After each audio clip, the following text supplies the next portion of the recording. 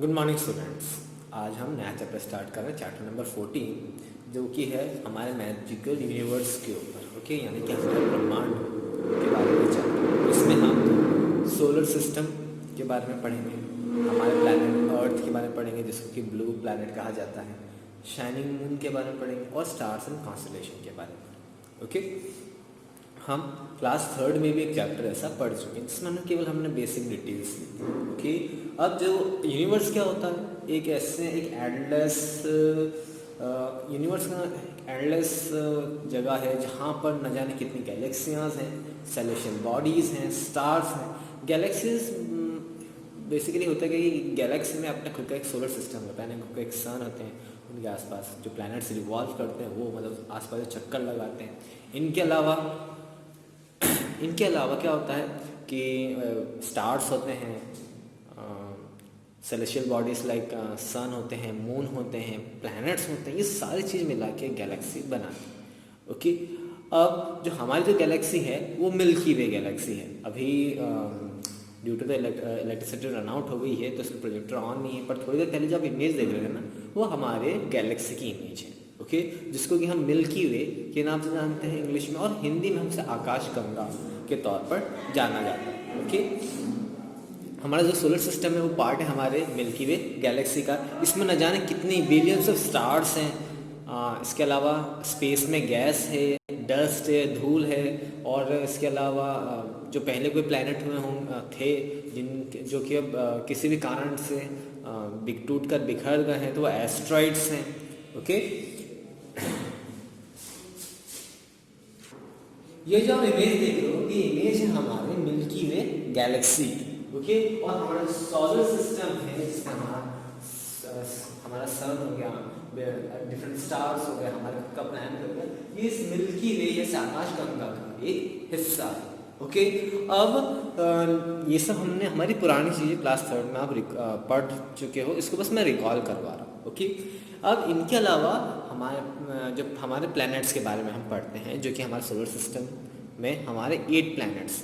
Okay, 8 कौन से planets हैं? Mercury, Venus, earth, Mars, Jupiter, Saturn, Uranus and Neptune. ये टोटल 8 प्लैनेट्स हैं। ओके, अब प्लैनेट्स की खास बात क्या होती है? ये सन के अराउंड रिवॉल्व होते हैं, मतलब सन के अराउंड, सपोज कोई ये सन है, इसके आसपास चक्कर लगाते हैं। ओके, और इनका एक अपना फिक्स पाथ होता है जिस पाथ पर ये सन के आसपास चक्कर लगाते हैं। ओके, अब कुछ प्लैनेट्स जो होते हैं, सब इंडिविजुअल प्लैनेट्स की अपनी अपनी स्पेसिफिकेशन है। कुछ प्लैनेट्स के पास अपनी खुद की नेचुरल सैटेलाइट होती है जिसको क्या मून के नाम से जानते हो। सैटेलाइट एक ऐसी बॉडी होती है जिसे लाइक सन के अराउंड प्लैनेट्स एक फिक्स पोजीशन में चक्कर लगाते हैं, रिवॉल्व होते हैं। ठीक वैसे ही जब एक प्लैनेट के आसपास कोई एक हेवनली बॉडी या सेलेशियल बॉडी, नेचुरल सैटेलाइट की बात कर रहा हूँ मैं, जब कोई बॉडी जो प्लैनेट के अराउंड एक फिक्स्ड पाथ पर, एक फिक्स पोजीशन पे उसके अराउंड रिवॉल्व हुए, तो हम उसको बोलते हैं सैटेलाइट। सैटेलाइट भी 2 टाइप्स की होती है, एक होती है नेचुरल सैटेलाइट और एक होती है आर्टिफिशियल सैटेलाइट। नेचुरल सैटेलाइट यानी कि मून है ना, जो हमारा मून है। ओके, और आर्टिफिशियल सैटेलाइट ऐसे सैटेलाइट जो कि साइंटिस्ट भेजते हैं स्पेस में ताकि अर्थ से रिलेटेड जो भी इंफॉर्मेशन हो वो हमें मिल सके। Okay, got it. अब जैसे ना एग्जांपल है, जैसे लाइक हमारे अर्थ के पास एक मून है, ऐसे बहुत अदर प्लैनेट्स हैं जिनके पास एक से ज़्यादा मून है। उन्हीं में से एक प्लैनेट है जुपिटर ग्रह। ओके, जुपिटर प्लैनेट, जिसके पास टोटल नंबर ऑफ मून 67 है। ओके, अब अगर हम बात करें हमारे प्लैनेट्स, सबसे पहला प्लैनेट जो सन के सबसे पास में है वो है मर्क्यूरी प्लैनेट। ये सबसे पास में है सन के, और सबसे छोटा प्लैनेट भी माना जाता है सोलर सिस्टम का। और बहुत ज़्यादा गर्मी, सिंस सन के बहुत ज़्यादा पास है तो बहुत ज़्यादा गर्मी रहती है दिन के समय, और उतनी ही ठंड रात के समय हो जाती है। ओके, बहुत ज़्यादा ठंड रहती है रात के समय। ओके, अब इसका कारण ये है कि वहाँ पे एटमॉस्फेयर नहीं, यानी हमारे यहाँ जो हवा है ना, ये नहीं है, वहाँ पर एटमॉस्फेयर नहीं है, जिसकी वजह से वहाँ पे एयर नहीं है, जिसकी वजह से वहाँ बहुत ज़्यादा गर्मी और ठंड है। आप जब हाई क्लासेस में पढ़ोगे तो एटमॉस्फेयर का इंपॉर्टेंस पढ़ोगे। अभी मैं थोड़ा सा बता रहा हूँ कि कहीं ना कहीं जो जितने भी वेदरिंग फिनोमिना होता है, आप अब की जो हमारी जो अर्थ है रात के समय ठंडी नहीं होती, वार्म रहती है, उसका रीज़न है एटमॉस्फेयर, जो वेरियस काइंड्स ऑफ एयर है जो कि हमारे अर्थ के तापमान को मेंटेन करके रखती है। तो ऐसा एटमॉस्फेयर नहीं है, मोस्ट ऑफ द जो प्लैनेट्स हैं वहाँ पर एटमॉस्फेयर नहीं है, केवल अर्थ एक ऐसी जगह है जहाँ पर एटमॉस्फेयर है। ओके, इसी वजह से यहाँ पे लाइफ एग्जिस्ट करती है। ओके, अब मरकरी के बारे में हमने जाना, सबसे छोटा प्लैनेट है, सबसे पास है, दिन में बहुत ज़्यादा गर्मी रहती है और रात को बहुत ज़्यादा ठंड।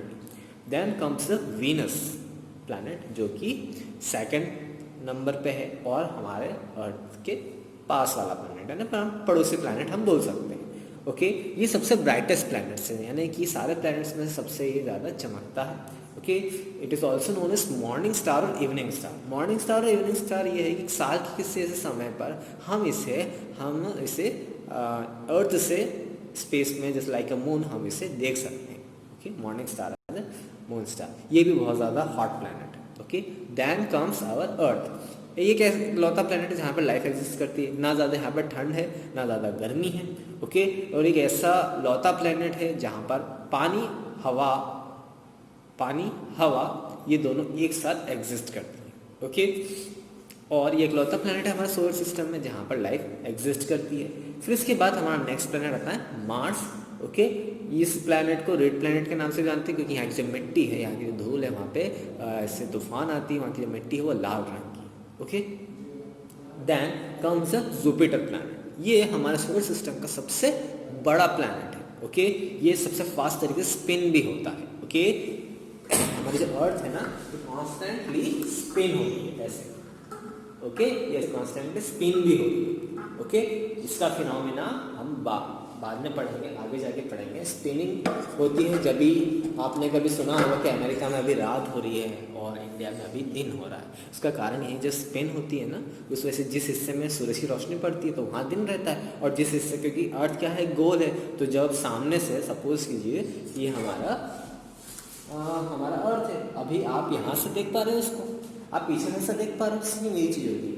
यहाँ से जब सूरज की रोशनी यहाँ पड़ेगी तो केवल इस हिस्से भी पड़ेगी, तो यहाँ पर दिन रहता है, और बाकी यहाँ से जितने पीछे के एरिया थे वहाँ पर रोशनी सूरज की नहीं पहुँच पाती है, इस वजह से दिन और रात होते हैं। ओके, जब आप बड़ी क्लासेस में आएंगे तो हम उसको और डिटेल में पढ़ेंगे, अभी बस इतना जान लीजिए। तो ऐसे ही जुपिटर जो है बहुत ज़्यादा स्पिन होता है अपने एक्सिस पर। ओके, सबसे तेज स्पिन होता है। Okay, then comes Saturn. Okay, ये दूसरा लार्जेस्ट प्लैनेट है जुपिटर के बाद। ओके, इसकी खास बात यह है कि इस जो प्लैनेट है इसके आसपास आपको रिंग भी नज़र आई, जैसे लाइक हमारा अर्थ है, इसके आसपास कोई रिंग नहीं बनी हुई है, रिंग है ना, रिंग अंगूठी टाइप जैसे रिंग नहीं बनी हुई है। वह सैटर्न जो है उनके आसपास से रिंग्स बनी हुई हैं। ओके, अब which are made up dust, rocks and ice. Dust यानी कि धूल, रॉक्स जो हो सकता है बहुत पुराने, उनकी कोई नेचुरल खुद की सैटेलाइट हो, नेचुरल सैटेलाइट मून हो, या कोई आसपास का कोई प्लैनेट हो जो टूट गया हो, या बड़े बड़े रॉक्स जो बेसिकली रॉक पार्टिकल एस्ट्रॉइड्स होते हैं, वो कोई बहुत समय पहले कोई प्लैनेट हुआ होगा जो कि किसी भी फिनोमेना की वजह से टूट गया होगा, कुछ एक्सप्लोजन हो गया होगा, टूट गया होगा, जिसके टुकड़े जो है सैटर्न के आसपास घूम रहे हैं, जो कि एक रिंग बना रहे हैं, मतलब सर्कुलर रिंग टाइप बना रहे हैं सैटर्न के आसपास। ओके, और आइस यानी कि बर्फ, ये तीन चीज़ों से उनकी ये रिंग्स बनी हुई है सैटर्न की। Okay, then come Uranus. Okay, Uranus ऐसे 7th प्लैनेट है हमारे सन से। ओके, ये 3rd लार्जेस्ट प्लैनेट भी है सोलर सिस्टम में। अब इस जो यूरेनस प्लैनेट में गैसेस है ना, गैस का ये प्लैनेट है, गैसेस बहुत हैं यहाँ पर, और बेसिकली वहाँ पर ग्रीन और ब्लू कलर की गैसेस है, जिस वजह से आपको प्लैनेट थोड़ा ब्लू एंड ग्रीनिश टाइप पर लगता है। ओके, और इनके पास भी 2 सेट ऑफ रिंग्स हैं जो कि गैसेस की बनी हुई है। देन कम्स द नेपच्यून, जो कि सबसे हमारा आखिरी प्लैनेट है और सबसे दूर प्लैनेट है। सिंस यहाँ तक रोशनी इतनी ज़्यादा पहुँच नहीं पाती है, तो यहाँ पर बहुत ज़्यादा फास्ट ब्लोइंग विंड्स चलती हैं, हवाएं बहुत चलती हैं, बट इसके साथ साथ बहुत ज़्यादा ठंड भी है वहाँ पर, मतलब वहाँ पर सूरज की रोशनी नहीं पहुँच पाती है, इतनी दूर है नेपच्यून, जिसकी वजह से ज़्यादातर जो एयर टाइम है वो प्लैनेट बहुत ज़्यादा ठंडा रहता है। ओके, ऐसे अदर भी प्लैनेट से एक ड्वार्फ प्लैनेट एक समय होता था जब मैं छोटा था, जब मैं क्लास 3rd 4th या 2nd में था, तब हमारे सोलर सिस्टम में 9 प्लैनेट्स हुआ करते थे, जिसमें एक प्लूटो नाम का प्लैनेट भी हुआ था। हालांकि जब साइंटिस्ट ने इस पर और ज़्यादा स्टडी करी तो ये पता चला कि प्लूटो जो है वो एक प्लैनेट नहीं है, एक ड्वार्फ प्लैनेट है। जो कि सन के सामने ऑर्बिट, सन के सामने आसपास चक्कर तो काट रहा है, पर लेकिन प्लैनेट जैसे सारे बिहेवियर उसमें कैरेक्टरिस्टिक्स नहीं है। उसका कारण ये हो सकता है कि जैसे प्लूटो की, जैसे सबका अपना फिक्स्ड समय होता है। जैसे अर्थ को 365 दिन लगते हैं एक बार सन के आसपास एक बार चक्कर काटने में, जिसको कि हम साल भर में एक साल जैसे न्यू ईयर मनाते हैं। बट प्लूटो में वो कंसिस्टेंसी नहीं थी, कभी वो ज़्यादा समय ले रहा था, तो इस वजह से वो प्लैनेट के कैटेगरी में नहीं गिना, क्योंकि इस कारण से उसको प्लैनेट कैटेगरी से हटा दिया और उसको एक ड्वार्फ प्लैनेट घोषित कर दिया। ओके, ऐसे प्लूटो, आइरिस ऐसे कुछ प्लैनेट्स हैं जो कि ड्वार्फ प्लैनेट की कैटेगरी में आते हैं। ओके, आज के लिए हम इतना ही पढ़ेंगे। नेक्स्ट लेक्चर में हम एस्ट्रॉइड्स और अदर जो हमारे स्पेस में जो बॉडीज़ हैं इनके बारे में जानेंगे। ओके, आज के लिए इतना ही। Thank you.